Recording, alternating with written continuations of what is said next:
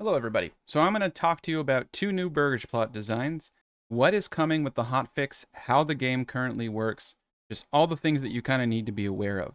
So first, let's go over regional wealth and how that has changed with Burgage plots. Previously, regional wealth was dependent upon families. Now it's per the plot.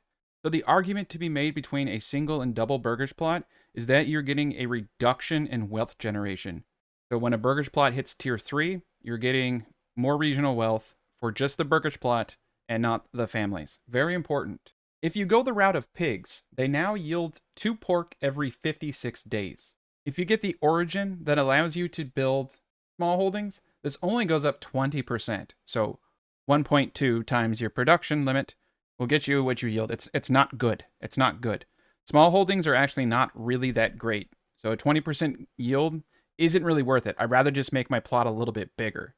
We'll go into optimal sizes and how much a family can harvest here in just a second. I'm just going to keep going through the list of things that the devs have talked to me about. Level 1 families are not intended to consume clothing. Currently, a family consumes 1 food and 1 clothing per month. That is not intended on the clothing side. The hotfix that's coming up and what you'll see when this game is probably released to the masses is that it's 1 every 6 months. Now, there is a perk that reduces that by 50%. I believe it's the High Alps perk. So just keep that in your hat. Food is actually eaten equally. The food consumption rules have not changed from the previous game. The example, if you have 20 meat, 20 bread, 100 fish, houses will eat 1 meat, 1 bread, 1 fish. This may change, but that is currently it. My understanding is all of these food types add in. So if I have 108 carrots, 23 beetroots, 49 cabbage, it's going to eat them, and 100 beef, it's going to eat one of each of those categories.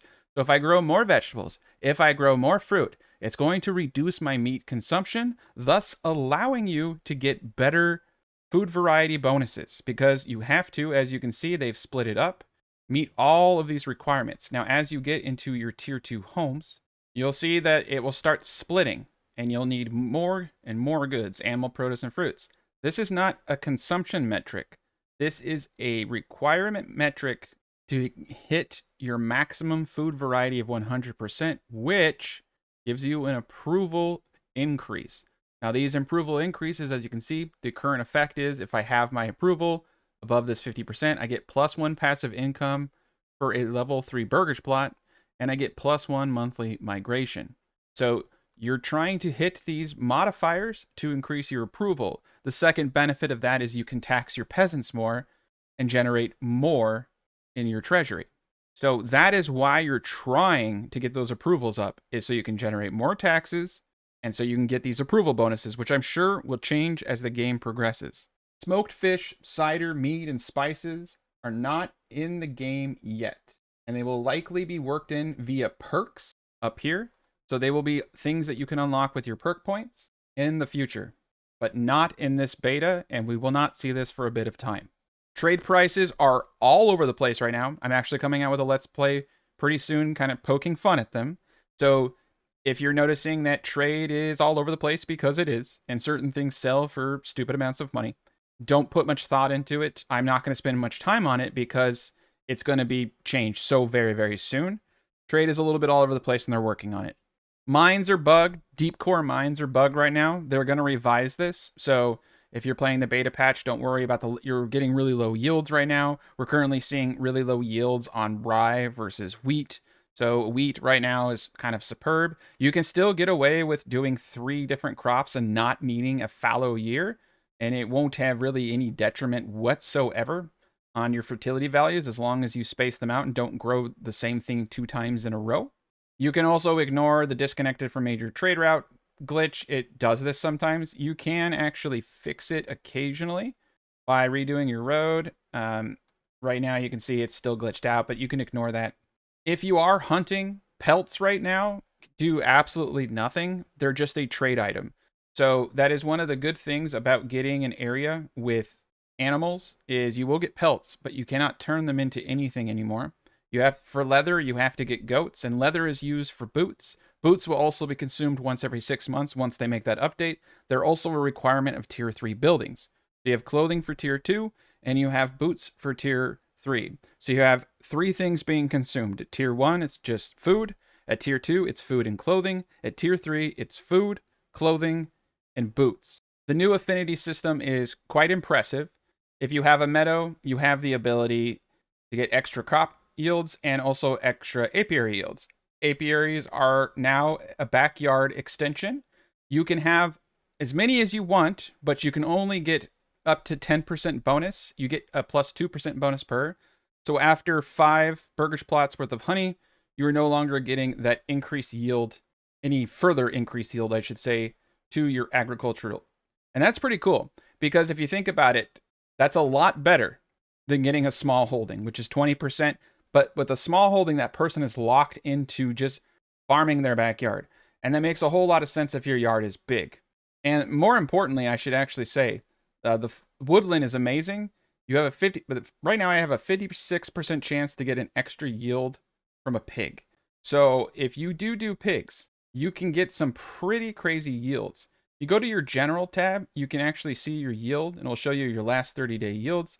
Sometimes it's not a good reference because you're not always, this person may have moved in, but now you can see exactly what's being produced on a 30-day basis. If you want further information, you can come up here and go to your records. You can actually go to a resource tab now, and you can click on your foods, and you can see production and consumption for the past 7 days. Now you have to move this down here in order to update this on the right. So you can see we're able to track our production, consumption, and balances in game now. You no longer have to sit there with the calculator. You can also see that the equal distribution is pretty much proven right here. See, beetroots, cabbage, carrots, 36, 36, 36. If you've watched my previous guides, they will consume items from the granary, and then they will consume items from your market stalls. This reduces the traffic and the bottlenecks that are happening. So it's actually really easy to get a high food variety, and you don't need to hug your market stalls unless you're producing very low quantities of something that it's constantly being consumed in those equal ratio equations. But overall, you can get away with being pretty far away. And that is the encouragement to actually produce all 3 different types of vegetables and all 3 different types of fruit. On top of that, they actually have another crazy thing, which is the monetary value of some of these fruits and items is actually really high. So you can see that apples down here and there's cabbage down here. But if we go to our minor trade routes and we say, like, we export carrots, look at that, it's 3. Beetroots is 1. So some of this stuff is pretty crazy. If you get the perk that increases your minor trade routes by 50%, this boots up to 5 per carrot. And that's going to be in a video that I do. And quinces, you can see, is 1. But you can sit here and you can be like, okay, what do I want to do? So carrots are really, really good. Berries are also pretty bad right now. Bread, you can see, sells for 3. So all of these anything in this minor category, if you can make it and sell it, you'll make a lot. So carrots are really where it's at. You can just mass produce carrots. Something like apples we'll have to buy. Apples sell for 4. That's actually still really, really good. Cabbage. See how much cabbage goes for. Cabbage also goes for 4. Those are 2 really awesome things. Pears, I believe, sell for actually like 6 or 7. But you get reduced yields. These things don't all have the same yield. So apples and carrots are kind of like the middle ground where you get a lot of them, but they cost a bit to set up. So I kind of just go with that. Okay, so we're going to talk about 2 different Burgage plot designs. First, I'm going to show you the optimal historical Burgage plot design. So I'm going to go over a simple concept with you. With the way that veggies work now, after they harvest, they have to replow. Before, they never had to replow. They would just replant. It's completely changed the optimal size of a Burgage plot, all right? So one family can ideally do about 0.25 Morgans yearly. That's harvest, plowing, replanting. So 0.25 Morgans is exactly 1 corpse pit. So if we do a double Burgage plot, we're going to make less money, but ideally we could have ourselves a really big farm and make sure that, all the families are working there. So a tier 1 to tier 2 farm is going to want 1 Morgan and 2 families to be optimal at tier 3 with 4 families. So what you're going to do is not just 4 corpse pits. You want to elongate it. So we're going to do 4 corpse pits, and this is the historical one. We're going to use a hunting camp just to push it out a little bit. And I tried so many freaking shapes, and I'm telling you, like I tried making it a little bit wider here, a little bit longer there. I'm telling you, this is the way to do it. You just elongate it like that. You box it in, and what you can do here is get 2 Burgage plots at 0.5, which is perfect for 2 families. So this is perfect up to tier 2. If you wanted to future-proof it for a tier 3, you could do this. This right here would be 4 families, and this would be about 1 Morgan of land. Now, I tested this pretty simply. This is 1.3 Morgans. So you shave this off, and you have, actually, it is perfect. You have 1 Morgan of back land. And so it took me a lot of shapes to get this ratio. So you're probably wondering, well, could I do it this way, this way? The reason I'm doing this is because you get a perfect 1 Morgan backyard, or you get a perfect 0.5 Morgan backyard, which is ideal for 2 families. So this right here, this is the golden ratio. This is actually a bit more historical too. So if you don't like my benders, you don't like all that stuff, you want something that looks historical and is perfectly optimized, there you go. I just showed you to do it. Now, if you're cool, then you're going to want to do something that looks cool. And so for that, we're going to do the Flexo Deluxe, which you've seen in other videos, but I'm just going to do for first-time viewers and anybody who wants to compare the two side by side. So we're going to put 3 in a row and a big middle finger down the middle, Bender Flexo style. We're going to pump this up. You're not going to do these side roads, sorry. You're going to do a line up here, a line down here, and then you're going to connect. And you're actually going to go the long way. And every time I do this, I get one of the smallest areas I've ever seen. Look how small that is. You just get this massive, massive backyard. And what's cool about this design is you know exactly where to go. So you start long ways because you know that this is the tip. See? Tip to tip. And then all you do after that is go 1 up and 1 over, and you have your thing. And what's cool about this is the walking paths between these points is perfect. So now all I need to do is remove this. I'm just going to eyeball it. I could have done a little bit better job. And you can just continuously expand using this methodology. Now you're probably wondering, well, how big? How big is this thing? It's big. It's real big. It's almost about a Morgan. So you're getting a really good thing. You're going to have a little bit more land than you need, and there's nothing wrong with that, okay? But every time you do it, you're going to have to go from up here. But every single time I do it, no matter what angle I'm facing, I'm getting one of the shortest backyards ever.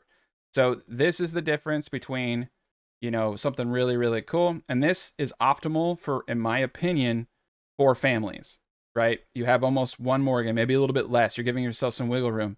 So look at the amount of room I'm saving, right? I'm getting twice the production of this with just a little bit more footprint, and I can keep going. Now, people don't really like this from a historical aspect, but it's a very optimal Burgage plot. So anyway, these are the things that I kind of wish I knew, or things I think you probably wish you knew, and I just wanted to quickly go over some of the major changes, some of the things that are coming, some of the Burgage plot designs that I'm doing, and, you know, have a good day, I guess.